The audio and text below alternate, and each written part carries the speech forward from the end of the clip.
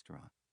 The uniformed chauffeur was leaning against the fender, holding a leash, at the end of which a little French poodle leapt back and forth, barking like a maniac at the door of Gino's. "He's funny," I said to my mother. "I wonder who he belongs to." "Whoever it is, they better own a pair of earplugs," my father said. The poodle came over to me, looked up, and barked at me like I was the problem. "Don't get too close," my mother warned. "It's the little ones that really bite."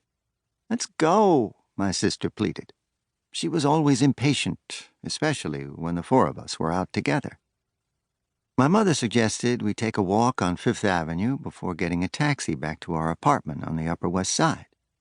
"All right, but I just hope we can find a cab," said my father, suddenly sounding grumpy for no apparent reason, as so often was the case. "They aren't so frequent on Fifth," he explained. "Fifth goes downtown," my sister chimed in. "They won't want to take us."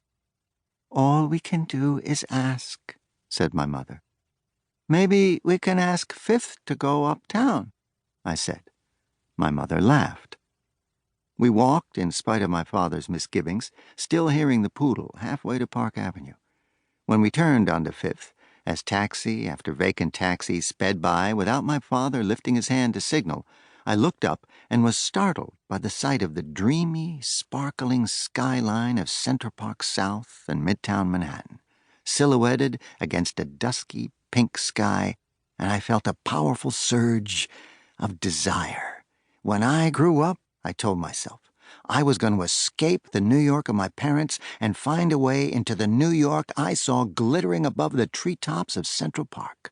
It would be a New York full of cool, amazing, talented people like the actors and famous writers and artists I saw dining at Gino's, people who didn't need to worry about every little thing. I would be an artist, too, I decided. What kind of artist would I be? I knew that I loved to draw. I also knew that I was funny. At least my mother thought so. I did the calculation. Drawing plus funny equals cartoonist. When we returned to our apartment on West 79th Street, I went straight to my room, took out my crayons, and got to work. I had had an idea on the way home, and 5 minutes later, I turned it into my first actual cartoon, a drawing of a dog confronting a tree trunk and yelping, "Bark! Bark!" I've been telling myself stories about my family, in some cases, since I was a small boy. My father, Nathan Sipress, my mother, Estelle Sipress, and my sister Linda have all been dead now for many years. But I spent much of my life trying to escape what I thought of as their clutches, and they continue to tug on my consciousness, like the insistent undertow that tugged on my little boy ankles as I stood, small feet planted in gritty sand, at the water's edge on the beach in Neponset, the 4-block-wide beachfront community wedged between the Atlantic Ocean and Jamaica Bay, Queens, where we spent every summer of my childhood. When I sit in my studio, squeezing my brain for cartoon ideas, it is often thinking about the three of them that gets me going. When I visit my therapist, they are always in the room. There is unfinished business between us. Are all the stories in this memoir 100% true? Who knows? My only primary source on my childhood is me. All other possible sources are long gone.